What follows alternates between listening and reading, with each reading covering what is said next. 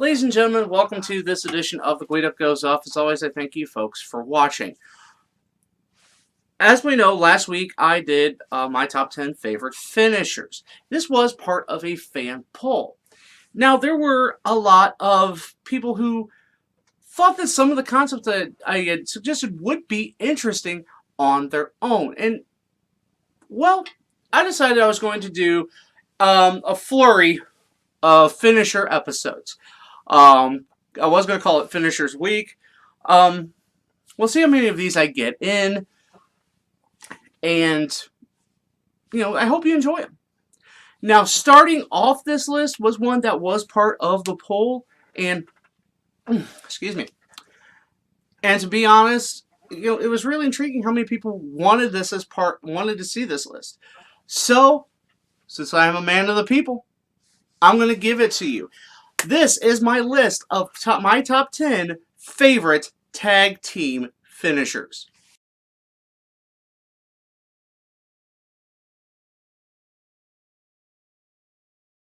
Okay, now before I start this list, I want to give a couple of honorable mentions because there's a lot for me to go through. Some great tag team finishers. And some just didn't make the cut. Although personally, I like seeing these. One of the ones that gets an honorable mention. Pretty much a move that is banned in just about every outfit today, and that is the Spike Piledriver, which was made famous by the Minnesota Wrecking Crew. Of course, the reasoning behind this is the piledriver in and of itself has been, there's a lot of locker room code saying we don't do it because there's a high risk involved, and especially in today's atmosphere of doing everything to prevent concussions. And so this move has pretty much been banned because especially when, you got one guy getting the other guy up in the piledriver and then a third guy coming there adding the extra weight. And so, yeah, it's a very risky move, which you don't see anymore. But you have to admit it was pretty devastating.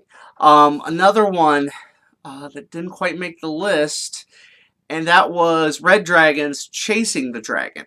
And that's mostly because it really doesn't require both people.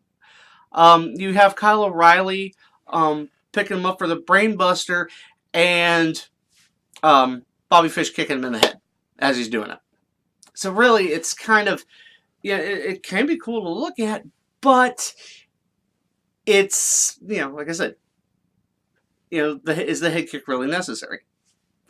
So those are my honorable mentions. And so now I'm going to go into it, my top 10 tag team finishers. Starting off at number 10, Total Elimination. This was done by the ECW tag team, the Eliminators. It was the team of John Kronos and Perry Saturn. With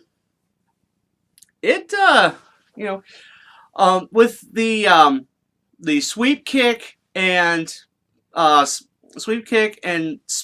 roundhouse kick combination, I think it's a jumping spin kick, was done by Kronos, and Perry Saturn did the leg sweep. So, it of course requires both people. Very interesting in and of its execution, and it's simple, yet it worked. I think they took it to at least one ECW tag team title reign, and it's, you don't see it enough anymore because it's a very athletic move, which you'd be surprised. You'd think you would see more of it, and probably there's people out there doing it. I'm just not seeing it. Sorry. So, number 10, Total Elimination. Number 9, the Hart Foundation's Heart Attack. It's, and the way it went, Jim the Anvil Knight, it was a bear hug lariat combo. Of course, it's the Hart Foundation, which has Bret Hart, as we know, one of my favorite wrestlers. Neidhart was okay in his own right. Poor soul. Anyway, but yeah, I mean, it did the job. It led them to, of course, several tag team title reigns, and it worked. I don't know what else to say. I mean, you got the power and the speed, which usually, you got your power guy and you got your speed guy together as a tag team, it seems, nowadays, or it used to be. And it worked. So, number 9, Heart Foundation, Heart Attack. Number 8, a lot of people are probably going to think this is too low on the list. Well, there's a lot on this list. And, it's my personal thing. If you think it's higher, let me know. Comment section. It's a wonderful thing. My number 8 favorite tag team finisher, the Meltzer Driver. Of course, performed by Matt and Nick Jackson, the Young Bucks. It's very interesting. It's just in of itself, you've got the Tombstone Powder, which, as you know, topped my list of favorite finishers. But then you add the flippy shit. I think it's Nick Jackson that does it. Matt holds him up for the tombstone, and then Nick does the flip and brings him down. Now, of course, these two earlier in their careers did have just pretty much a flurry of high-flying finishers that they did at the end called More Bang for Your Buck. But the Meltzer Driver has that wow factor. And so that's why it ranks here at number 8.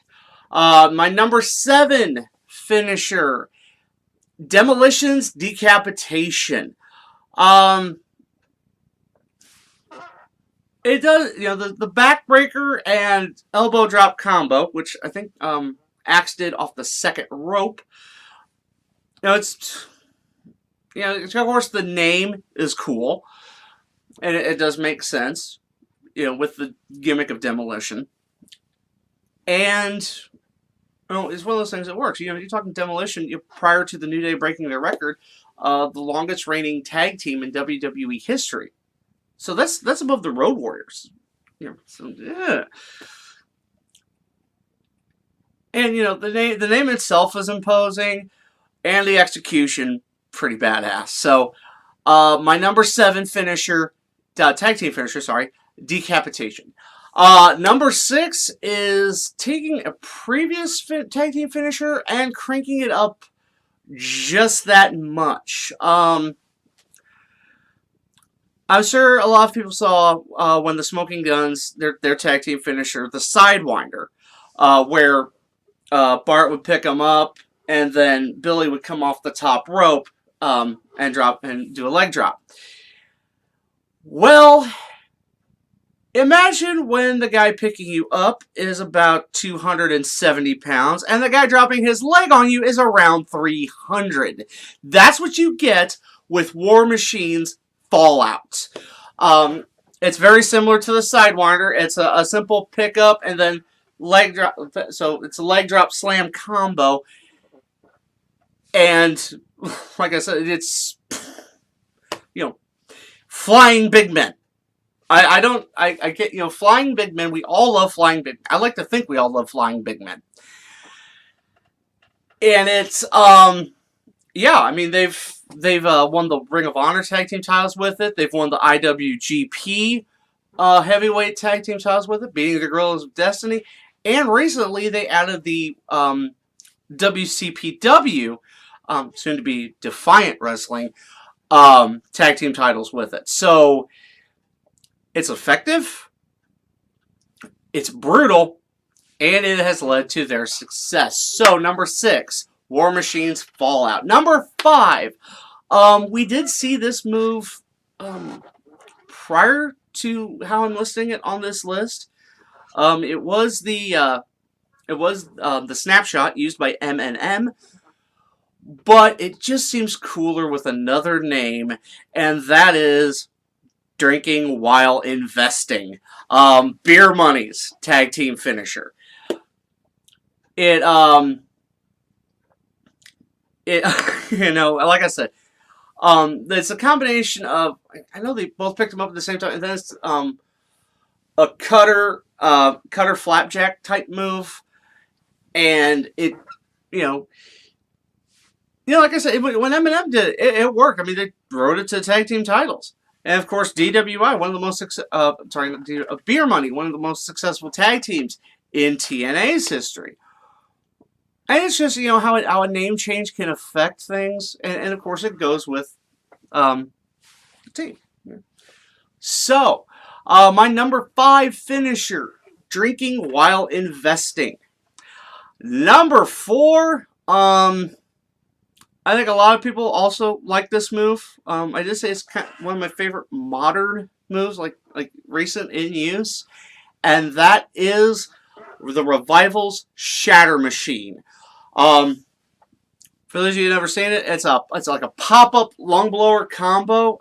You got Dawson picking him up and kind of tossing him as Dash Wilder comes in for the lung blower. Of course, people might know it as Codebreaker or Shatter Machine, or not Codebreaker, or no, the Backstabber. Backstabber is the different version. That's from the back, but well,